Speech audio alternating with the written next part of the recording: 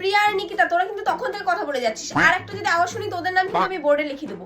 তোর বান্ধবীরাও যে কথা বলছিল ওদের নামও লিখ। তুই কি ক্লাসের মনিটর নাকি? তোকে তো এইসব দেখতে বলিনি। যখন আমি ওদেরকে কথা বলতে দেখবো তখন আমি ঠিকই ওদের নাম লিখে দেবো, তোকে বলতে হবে না।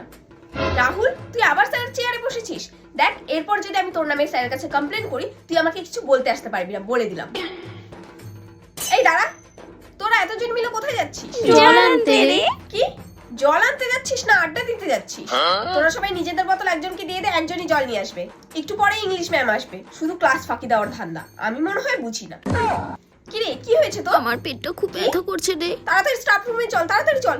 এই তোরা সবাই একটু ওকে ধর না। অর্পিতা, তোরা তো ছেলেদের সাথে কিসের গল্প রে? ওটা আমার ভাই হয় বুঝলি। ভাই হয়? আমাকে শিখাতে আসিস না, বুঝলি তো? এই নিচে নাম। তোরা প্রত্যেকদিন হাই বেঞ্চে বসে বসে টিফিন খাস কিন্তু। আমি কিন্তু অনেকবার লক্ষ্য করেছি।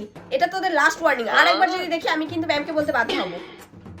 দেখ, বাথরুমে যাচ্ছিস যা, কিন্তু 1 মিনিটের বেশি লেট করবি না কিন্তু, বলে দিলাম।